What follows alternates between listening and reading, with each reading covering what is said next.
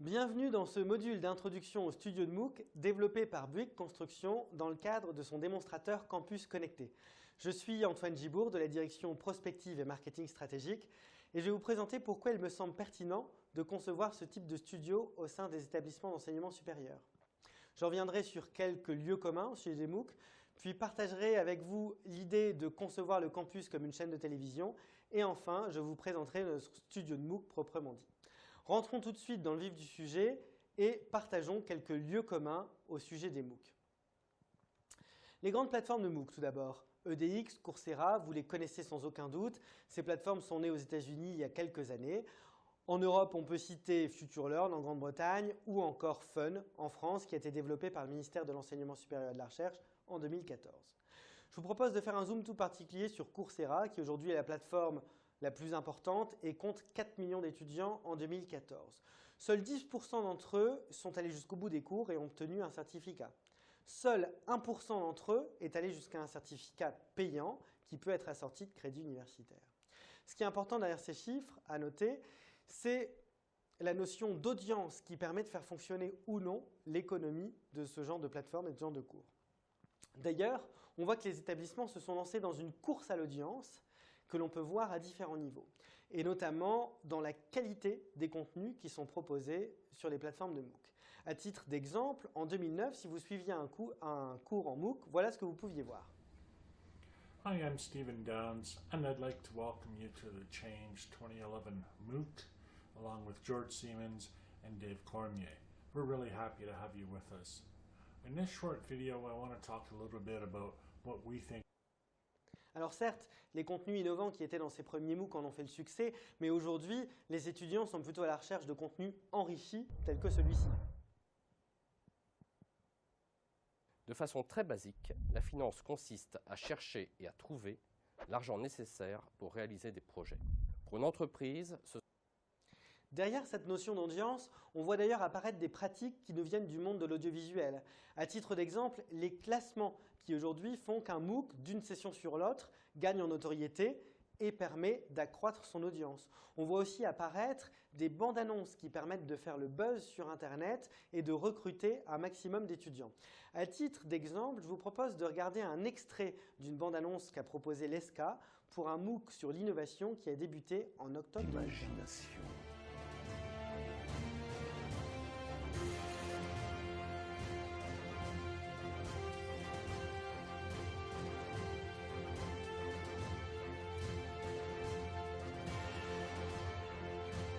Creative Box.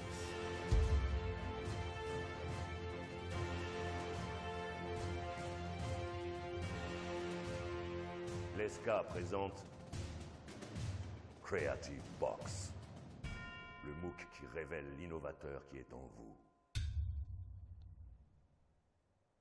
Vous ne trouvez pas que c'est digne de ce que vous pourriez voir au cinéma ? Eh bien, en effet, c'est ce que nous pensons. Et c'est pour ça que nous vous proposons de partager l'idée qu'il faut concevoir le campus comme une chaîne de télévision. Alors, cela signifie quoi? Cela signifie que les établissements doivent à la fois se doter des capacités de produire le blockbuster de demain, pour percer finalement, pour capter un maximum d'audience, mais c'est aussi de pouvoir diffuser un certain nombre de contenus récoltés dans les universités partenaires pour finalement composer des grilles de programmes qui soient adaptés aux attentes de chaque étudiant. Alors, dans ces éléments de contexte que l'on voit maintenant, qui sont à venir, pourquoi est-ce que nous voulons développer un studio de MOOC? Eh bien pourquoi? Parce que jusque-là, produire un MOOC, cela relevait d'une production de visuel classique, c'est-à-dire un investissement assez lourd dans lequel il faut des équipes techniques importantes et aussi beaucoup de post-production.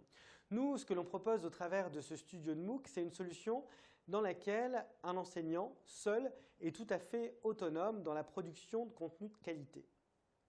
Cela permet notamment la massification, c'est-à-dire un équipement qui est accessible à l'ensemble des professeurs d'un campus. Cela permet aussi l'autonomie, un enseignant seul, sans aucune équipe technique, est capable de produire ce contenu. Et enfin, cela permet un apprentissage progressif avec différents niveaux de difficulté et surtout un enseignant qui n'a pas besoin de mobiliser des équipes pour produire son contenu. De ce fait, il est désinhibé quant à l'apprentissage progressif de parler devant la caméra et de se servir de ce type de système. Alors finalement, comment est-ce que cela fonctionne? Eh bien, cela fonctionne de façon assez simple, c'est-à-dire que le professeur, en amont de son cours, comme il le ferait pour un cours classique, prépare son cours, alors sur un support qui peut être du PowerPoint, du Prezi, un Keynote, un PDF, n'importe quoi. Il met son support de cours sur une clé USB et se rend au studio de MOOC. Dans le studio, finalement, très simple, 2 actions seulement sont nécessaires.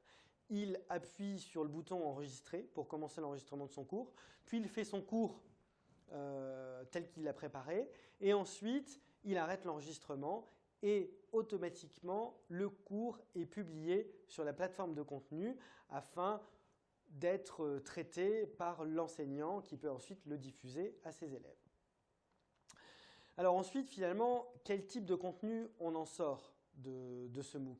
Eh bien, avec notre partenaire InWeCast, on propose finalement 3 types de médias différents qui sont aussi à des niveaux de difficulté croissants qui permettent cet apprentissage progressif pour les enseignants.